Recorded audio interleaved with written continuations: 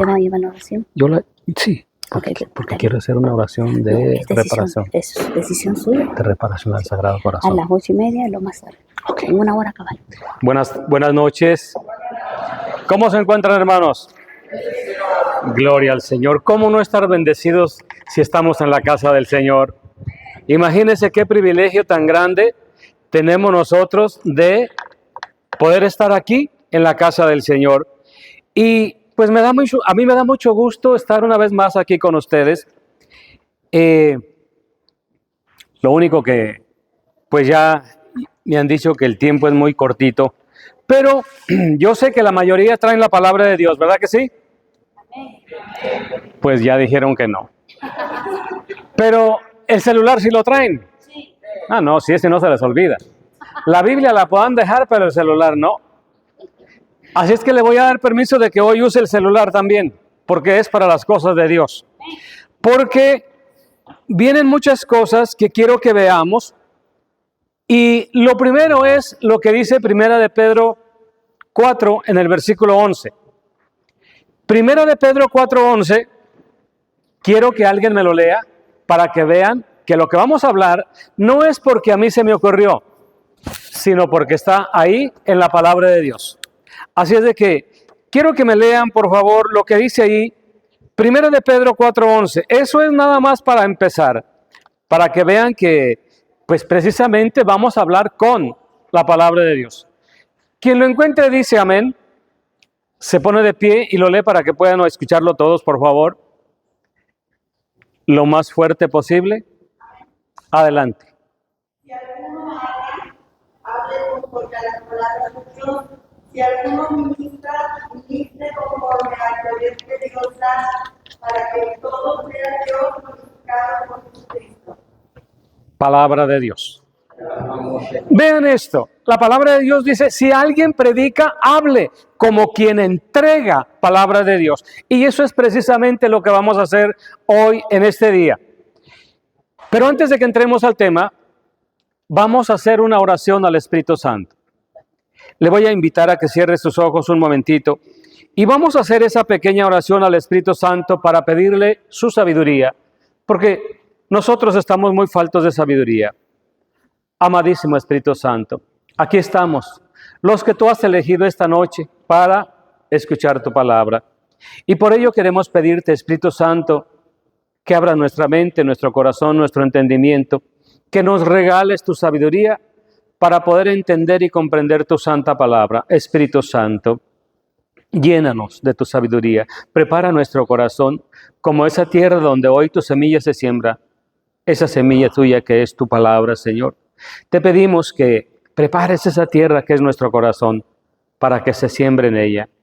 Y Espíritu Santo, te pedimos que no caiga entre espinas, que no caiga entre piedras, que no se la coman los pájaros, pero sobre todo te pedimos que no nos la robe el diablo. Por eso, amadísimo Espíritu Santo, inspírame lo que debo decir y cómo debo decirlo. Danos agudeza para entender, capacidad para retener, facilidad para aprender. Dame gracia para hablar, dame acierto al empezar y dirección al progresar. Porque es tu santa palabra la que aquí se va a proclamar. Y Espíritu Santo, en este momento, yo te entrego a ti toda potestad para que seas tú quien conduzca esta asamblea. Porque todo esto lo pedimos por la intercesión de nuestra Madre María, en el nombre del Padre, y del Hijo, y del Espíritu Santo. Amén. Hermanos, hoy vamos a compartir un tema que hemos titulado El cuerpo y la sangre de Cristo nos dan la vida eterna. Y ustedes y yo sabemos quién instituyó el sacramento de la Eucaristía, ¿verdad que sí? ¿Se acuerdan, sí o no? Si no, búsquenmelo por favor. Mateo 26 en el versículo 26. Allí en Mateo 26 dice la palabra de Dios que Cristo instituyó este sacramento. Pero a mí lo que me interesa es algo que dice casi al final. Dice, porque esta es mi sangre, la sangre de la alianza, que es derramada por una muchedumbre para el perdón de los pecados. Mire para qué instituyó el Señor el sacramento de la Eucaristía. Para el perdón de los pecados. Porque a través de la Santa Eucaristía, cuando usted y yo recibimos la Santa Comunión, se nos perdonan los pecados. Pero claro, hay un requisito que tenemos que tener anteriormente a esto. ¿Se acuerdan? Ir a confesarnos. Que por cierto, el Padre estaba confesando cuando llegamos aquí, estaba solo. Nadie miré que se haya acercado. Qué bueno, porque son una comunidad de santos ustedes. Pero ahí estaba el Padre confesando. Y yo creo que ni cuenta se dieron, ¿verdad? Pero acuérdense, hermanos, que la condición que hay para que podamos ustedes y yo recibir la Santa Comunión es confesarnos. Y el Señor nos ha dejado el sacramento, dice la palabra de Dios, para el perdón de los pecados. Ahora, quiero que veamos lo que nos dice Juan 6 en el versículo 50. Juan 6:50 dice: aquí tienen el pan que ha bajado del cielo para que lo coman y ya no mueran. Yo soy el pan vivo bajado del cielo. El que come de este pan vivirá para siempre. El pan que yo daré es mi carne y la daré para vida del mundo. Palabra de Dios. Hermanos, el Señor dice, el pan que yo daré es mi carne. ¿Y cuántas controversias tenemos en este momento? Que inclusive hace poco un obispo dijo que eso no era la carne de Cristo, que solamente era un símbolo. Porque lo han escuchado hablar sobre los hermanos separados. Ustedes saben que ellos no creen en la presencia real de la Santa Eucaristía.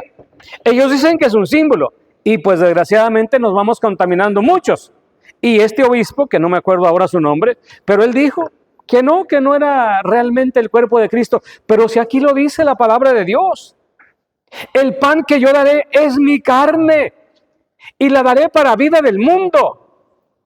Imagínense, hermanos, lo único que nos pide el Señor es que creamos que en ese pedazo de pan que el Señor nos da está el cuerpo, la sangre, el alma y la divinidad de nuestro Señor. Pero muchos no lo creemos, y precisamente porque no lo creemos, ¿cuántas veces vemos cómo se irrespeta la Santa Eucaristía cuando pasa la gente a recibirla? Y lo que nos pide el Señor es que creamos, hermanos. Miren lo que dice Juan 6 en el versículo 28. Ahí en Juan 6, 28 dice la palabra: los judíos le preguntaron, ¿qué tenemos que hacer? ¿Y cuáles son las obras que Dios nos encomienda? Jesús respondió, la obra es esta, creer al enviado de Dios. Palabra de Dios. Vean esto, lo único que nos pide el Señor es creer al enviado de Dios. ¿Y quién fue el enviado de Dios? Jesucristo. ¿Se acuerdan cuando Juan dijo, ese es el Cordero de Dios, el que quita el pecado del mundo? Ese es el enviado de Dios y nos pide que creamos que en ese pedazo de pan, ahí está Cristo Jesús. Pero es increíble que más bien un animal que no razona tenga más entendimiento muchas veces que nosotros. Miren, San Antonio de Padua era un hombre que predicaba sobre la Eucaristía. Y la gente se reía cuando él hablaba que la Eucaristía estaba realmente el cuerpo de Cristo. La gente se burlaba y se reía de él. Y un día que estaba hablando sobre eso, un hombre que estaba ahí sentado le dijo, mira, tú que tanto crees en ese pedazo de pan, yo te voy a hacer una apuesta. ¿Cuál es la apuesta? Dijo San Antonio. Mira, dijo, yo voy a amarrar mi mula por 3 días sin darle de comer aquí en la plaza. Y a los 3 días voy a venir con un balde de comida para darle de comer. Y si la mula cree que en ese pedazo de pan que tú traes está realmente Jesús, dijo, la mula en vez de irse a comer la comida, se va a ir a adorar a Jesús. Y San Antonio le dijo, acepto tu apuesta, vamos a hacerla. Hicieron la apuesta delante de todo el mundo, ahí el jueves, para el domingo, que se llegaron los 3 días, el hombre tenía la mula amarrada en una esquina de la plaza y en otro lado estaba él con un balde de comida y la plaza estaba llena porque ya habían escuchado la apuesta. Entonces aquel hombre soltaron la mula y el hombre la llamó para que fuera a tragar la comida. Y la mula iba directamente a donde estaba la comida. Entonces viene San Antonio con su cupón y su hostia consagrada y le dice: criatura de Dios, ven a adorar a tu Señor en este pedazo de pan vivo y verdadero. Y aquella mula que iba hacia donde estaba la comida se regresó y se hincó en sus patas de enfrente en señal de adoración a Cristo Jesús. Imagínense ustedes, más bien un animal que no razona, cree aún mejor que nosotros. Se ha hecho una encuesta hace poco de cuántos católicos sabemos en este momento. Y dijeron 90 millones de católicos. Y dijeron, de estos 90 millones, ¿cuántos creen realmente en la presencia de Cristo Jesús?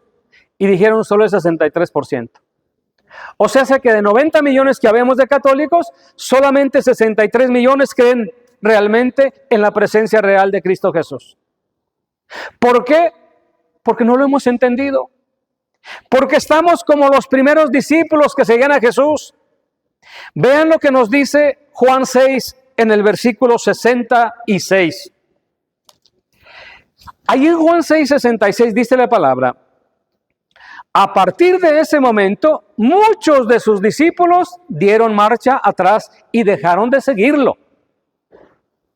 Jesús preguntó a los discípulos: ¿quieren dejarme también ustedes? Pedro contestó: Señor, ¿a quién iremos? Tú tienes palabras de vida eterna. Nosotros hemos creído y sabemos que tú eres el Hijo de Dios. Palabra de Dios. Hermanos, ¿cuánta gente realmente no cree en la presencia real de Cristo Jesús? Miren, esta muchedumbre lo seguía a Jesús y decían que creían en Él y por eso andaban con Él. ¿Se recuerdan cuántos eran? Acababan de multiplicar los panes. Venían de la multiplicación de panes. ¿Se recuerdan cuántos había? Más de 5,000 hombres, sin contar las mujeres y los niños. Pues toda esa gente estaba ahí con Él porque venían siguiéndolo. Pero cuando escucharon que dijo: este es mi cuerpo, esta es mi sangre y se las voy a dar para que ustedes se alimenten, dijeron: no, este está loco. ¿Cómo nos va a dar a comer su carne? Y dice la palabra de Dios, desde ese momento dejaron de seguirlo. Pero dice la palabra que Jesús se dio cuenta que sus propios discípulos criticaban su discurso. Y le dijo: ¿quieren también ustedes irse? Y por eso Pedro dijo: no, Señor, ¿a quién iríamos? Tú tienes palabras de vida eterna. Y gracias a que Pedro creyó, y gracias a que los discípulos creyeron, ahora tenemos la Santa Eucaristía con nosotros. El alimento, el pan de la vida. Porque, hermanos, en su gran misericordia, el Señor, buscando una forma de salvarnos, Él se le ocurre hacerse pan. Pan para nosotros, pan para alimentarnos. No solamente para que estuviera en la custodia, sino para estar dentro de nosotros. Imagínense, Él podría habernos salvado de diferentes maneras. Y sin embargo, escoge hacerse pan para nosotros. Pero el problema es que cuando no creemos, podemos caer en el pecado. Y es un pecado muy grave, por cierto. Que quiero que veamos lo que nos dice la palabra de Dios. Allá en 1 Corintios 11, en el versículo 26. 1 Corintios 11, 26, dice: así pues, cada vez que comen de este pan y beben de la copa, están proclamando la muerte del Señor hasta que venga. Por tanto, si alguien come el pan y bebe de la copa del Señor indignamente, peca contra el cuerpo y la sangre del Señor. Palabra de Dios. Hermanos, esto es grave, porque ¿cuántas veces, me imagino que ustedes conocen a más de alguna persona que no le gusta confesarse, pero que así viene a comulgar? Tristemente. ¿Pero por qué? Por la ignorancia. Porque no hemos entendido la grandeza que recibimos al recibir la Santa Eucaristía y no nos importa si estamos o no en gracia de Dios. Y eso es grave. Por eso, hermanos, tenemos que tener mucho cuidado, porque nosotros ya conocemos la palabra de Dios. Los que no la conocen, pues tienen una excusa. Pero sin embargo, lo que hoy nos dice la palabra de Dios es que no solamente nos da su cuerpo como alimento, sino nos da también su sangre para que tengamos vida. Miren lo que dice Levítico 17 en el versículo 11. Levítico 17:11 dice: porque la vida del ser mortal está en su sangre, y yo les di la sangre como un medio para rescatar su propia vida. Cuando la ofrecen en el altar, pues la sangre ofrecida vale por la vida del que la ofrece. Palabra de Dios. Vean esto. No solamente nos da su cuerpo, sino que nos da su sangre. Porque acuérdense que con el pan tenemos el cuerpo, pero con la sangre tenemos vida. Un cuerpo sin vida, sin sangre, no tiene vida, ¿no es cierto? Entonces el Señor dice, no solamente les doy mi cuerpo, también les doy mi sangre. Y por eso decimos que en la Santa Eucaristía está el cuerpo, el alma, la sangre y la divinidad de nuestro Señor. Hermanos, pero muchas veces no lo entendemos. Y por eso vemos a muchas personas que no les importa realmente cómo vengan a comulgar. ¿Por qué? Porque no se dan cuenta que nos hacemos un mismo cuerpo con nuestro Señor cuando comulgamos. Por eso se dice que cada vez que comulgamos y cada vez que vayamos comulgando, nos vamos pareciendo más y más a Cristo Jesús. Ojalá que así sea. Pero vean lo que nos dice la palabra de Dios en 1 Corintios 10, en el versículo 16.